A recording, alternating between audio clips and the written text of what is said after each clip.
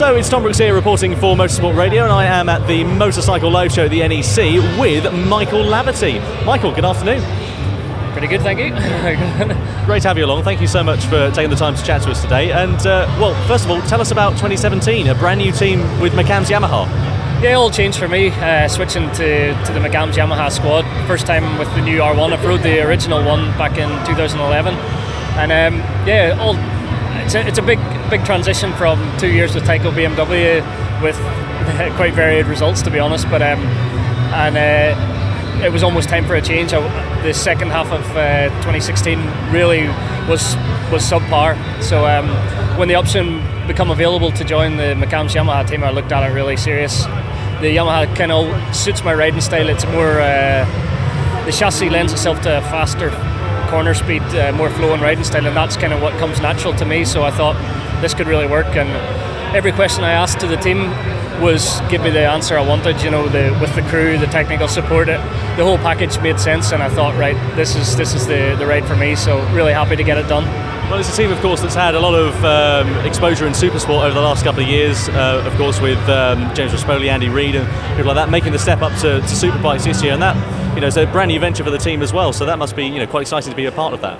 Yeah, the team have always looked good. You know, having the Keith Flint image right from the word go, they've always had that matte black look in the Monster Association. It's always had a kind of an edgy look about it, and they've done a great job on the track. With the technical side in Supersport, they had the fastest setup last year, in my opinion, on the grid. And the support they're getting from Yamaha Europe and Yamaha UK, really, I think they'll come in not as a rookie team, but come in looking like an established team right from the word go. The bikes will be ready to go right from the word go. Myself and my teammate James Ellison have quite a bit of experience in Superbikes, so kind of know what we need from it. And the crews on both sides of the garage are very experienced. So I think we'll not be looking like a rookie team on track, but it's an exciting thing because the team are really keen to get going and stamp their authority. So they're as excited as we are and keen to get going. And it's of course a bike that's a proven championship winner as well, so it can't be a bad thing. Exactly. I remember following Josh in 2015, Josh Brooks, when he was dominating, and it looked effortless, and I remember being quite envious on what he could do. So now I've got that equipment under me, so it's my goal now to achieve that kind of same level of feel he had. You know, it sometimes looks easy when the rider's putting in so much effort, and obviously Josh was. So it's achievable within that package. So I'm looking forward to getting my teeth into it and hopefully achieving similar results. And BSB in 2017 as well, it's looking perhaps one of the strongest lineups we've seen for the last couple of years. It's looking mega. We've got Davide Giuliano over at your old team. We've got JG Speedfit jumping over to Bournemouth Kawasaki with Leon Haslam. Competition, it's going to be really tough out there. Yeah, I think last year was the closest in terms of top 15 riders that we've ever seen in BSB. There's always been a good front bunch of guys. The top level's always been fantastic in BSB, but over the last few years with the change in rules has created parity across the championship, so there's more and more teams and bikes capable of running at the front, and those riders then once they get into that kind of way of racing, then they step their game up, you know, having good crew around them, good machinery, and it's meant there's so many riders at a high level that now if you're having an off day you're outside the top 10. It used to be an off day was 5th or 6th, so it's close, it's tough, and it's going to be even tougher again next year. You know, everyone will keep improving, they'll keep stepping up, and the top two guys were Shaky and Leon Haslam, and they're staying in the same machinery next year, so that's not going to change. But there's so many in there that will battle for race wins, and they'll be consistently there. So it's going to be another exciting championship, and I really want to, you know, I won 2 races last year, but had so many off days that it's the consistency that I want to get back, and I think I can do that with Yamaha. So yeah, I've got to get back to being a more consistent rider. Now I remember 2013, going back to when you were in your first year of MotoGP. You were on the Paul Bird MotoGP bike. I was in the Silverstone paddock, I think, at the time, first ever event. And I was just wandering around the paddock, and you said, "Oh, does anybody want, you know, anything signed?" I came over, I had this hat that you signed for me, and it was just brilliant. And I mean, MotoGP as well. What an experience that was. But I mean, it must have been a trying couple of years, if nothing else.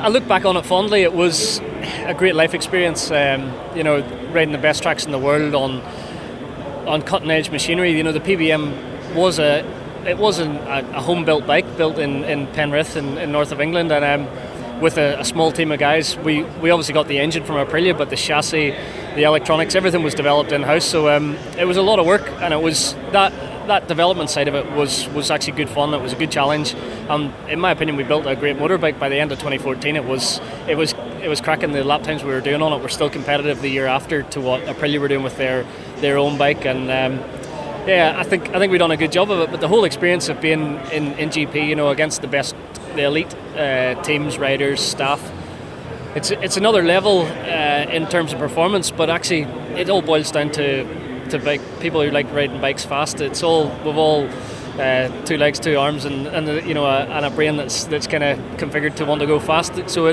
there's nothing massively different. You're just playing on a higher scale. It's good fun. It's actually a friendlier paddock than it looks from the outset. It's good. The language barrier kind of creates that standoffish look that you sometimes see, but actually all the guys are really friendly and just love motorbikes the same as we do. So it's a great paddock to be a part of for those 2 years. And of course, MotoGP, then you went back to BSB. What was it that prompted the change? Why was it BSB? Why not World Supers or something along the lines of that? Was it just competitive rides at the time? Exactly that. I've always looked at World Superbike over the years, and any options I ever had were bikes that I didn't believe were consistent top 10 challengers. So I could always go to BSB and ride for one of the top 5 teams. So if I can get on a bike and a team that's going to put me at the front in BSB, I felt it was better off than on a bike and team in World Superbike that was outside the top 10. So it's something I'd love to do and get that shot at World Superbike. But with my age now and the way the manufacturers look more for the youth, it's going to be a really difficult thing to achieve. And my results the last 2 years haven't been good enough or consistent enough to even look at a serious step up to World Superbike. But if I can go and fight for a British Championship, you never know. Never say never, because I never thought it'd be a MotoGP, and the opportunity arose and I grabbed it with both hands. But it's one of those. It's the world stage is good to be on. It is the pinnacle. It's what everyone dreams of doing. But when you're in BSB on a top level team and bike, it is world level. The level at the front there of riders and equipment and staff. It's the same as riding a World Superbike, to be honest. Perfect. Well, Michael, it's been a pleasure to chat to you this afternoon. Best of luck for 2017, and I'm sure we'll catch up with you again soon. Thank you very much. Cheers.